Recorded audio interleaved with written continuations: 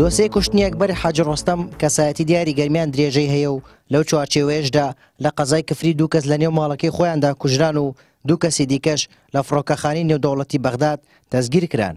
نزیک بە کاتژمێر 2:15 خولەکی سەر لە بەیانی چوارشەممە لە گەڕەکی شۆڕش لە قەزای کفری دوو کەس کە بە ڕەگەز عەرەبن و ماوەی 4 ساڵە خێزانەکەیان نیشتەجی شاری کفرین لە نێو ماڵەکەی خۆیاندا دەستڕێژی گولەیان لێ دەکرێت و دەکوژرێن. کوژراوەکان کوڕوباوکن و تەمەنی باوکەکە 47 ساڵە و تەمەنی کوڕەکەش 20 ساڵە.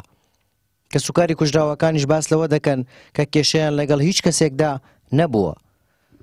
10:15 جاي واحد سائل ابو احمد موجود بالبيت قال 10 خولەک پێش کاتژمێر 4 کەسێک هات و پرسیاری کردووە ئەبوو ئەحمەد لە ماڵە؟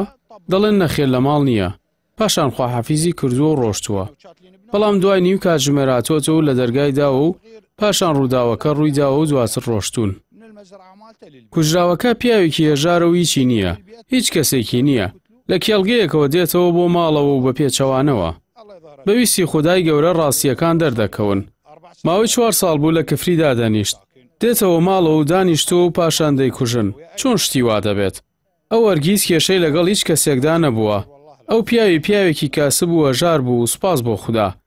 نازانم وەڵا ئێستا هاتووم نازانم چەند فیشەکی بەرکەوتووە. کوڕی مامە وەڵا. بەڵام خودای گەورە ڕاستیەکان دەردەخات.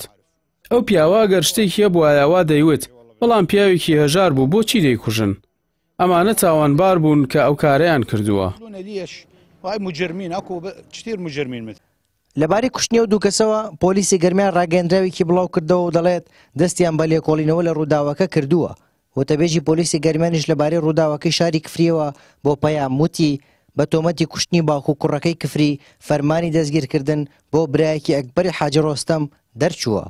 ڕووداوەکە دوو هاوڵاتی کە کوڕ و باوکن بە ڕەگەز عەرەبن دانیشتووی شاری کفرین لەلایەن چەند کەسێک لەلایەن کوژراون بە فیشەک لەسەر ئەو کەیسە برایەکی ئەکبەری حاجی ڕۆستەم تومەتبار کراوە و بە پێی مادەی 405 406 فەرمانی دەستگیرکردنی بۆ دەرچووە.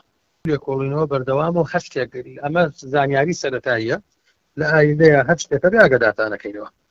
دەرچوونی فەرمانی دەستگیرکردن بۆ برایەکی ئەکبەری حاجی ڕۆستەم لە کاتێکدایە 2 ڕۆژ پێش ئێستا ئەکبەری حاجی ڕۆستەم یەکێک لە کەسایەتی دیارەکانی گەرمیان لە گوندی ئۆمەربەلی سەر بە قەزای کفری کوژرا.